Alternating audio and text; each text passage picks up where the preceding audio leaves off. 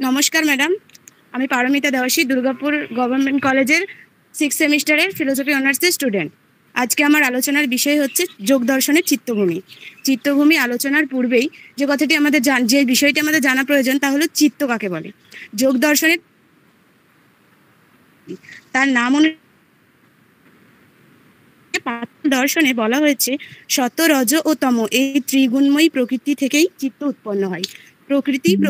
প্রকৃতির প্রথম পরিণামই হলো চিত্ত। যোগ দর্শনে মন, অহংকার ও বুদ্ধি এই তিনটি অন্তঃকরণকেই চিত্ত বলা হয়েছে। এখন আমরা আসি চিত্তভূমি সম্পর্কে আলোচনায়। যে শাস্ত্রে যোগ বলতে বৃত্তি নিরোধকেই বোঝায়, চিত্তি নিরোধের অবস্থা নয়, অর্থাৎ যোগ লাভের উপযোগী নয়।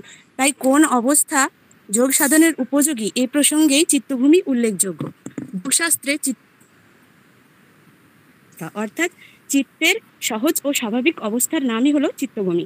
সত্য, রজ ও তমগুণের তারতম্য অনুসারে চিত্ত নানা রূপ ধারণ করে। এই বিভিন্ন প্রকার স্তরের অনুসারে চিত্তভূমিকে 5 প্রকার বা 5টি ভাগে বিভক্ত করা হয়, যথা হচ্ছে ক্ষিপ্তভূমি, মূঢ়ভূমি, বিক্ষিপ্তভূমি, একাগ্রভূমি ও নিরুদ্ধভূমি। ক্ষিপ্তভূমি চিত্তের প্রথম অবস্থাই হলো ক্ষিপ্তভূমি। এই অবস্থায় চিত্তের রজ ও তমগুণের প্রাধান্য থাকায় চিত্ত বিষয় থেকে বিষয়ান্তরে ভাবিত হয়। এই অবস্থায় চিত্ত অতি চঞ্চল ও অস্থির থাকে। সংসারে অধিকাংশ ব্যক্তির চিত্তই ক্ষিপ্তভূমি। এই অবস্থা যোগ সাধনের পক্ষে একেবারেই উপযোগী নয়। চিত্তভূমির দ্বিতীয় স্তর হচ্ছে মূঢ়ভূমি।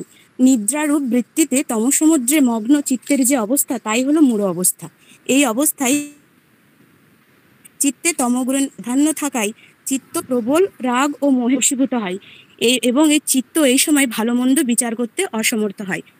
মোহে আচ্ছন্ন থাকার কারণে কাম, ক্রোধ ইত্যাদির বশীভূত হয়ে তন্দ্রা ও অজ্ঞান অবস্থায় ডুবে থাকে, যার ফলে চিত্তে নিষ্ক্রিয়তা রাজত্ব করে। তাই এই অবস্থা যোগ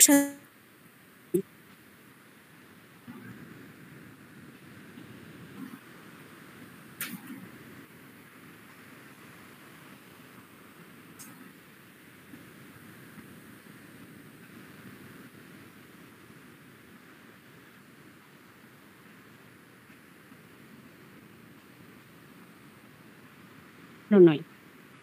চতুর্থ ভূমি হলো একাগ্রভূমি। চিত্তের এই অবস্থায় রজ ও তমগুণের প্রাধান্য পায়। এই অবস্থাকে বলে একাগ্র অবস্থা। চিত্ত যখন কোনো বাহ্য বস্তু বা অভ্যন্তরীণ হয়, যে চিত্ত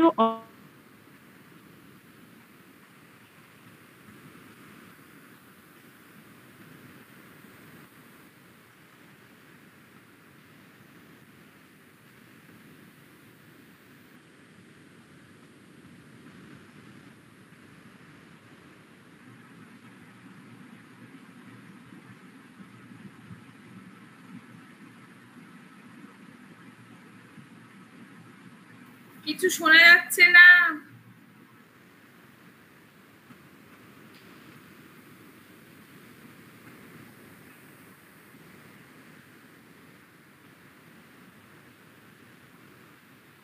হ্যালো,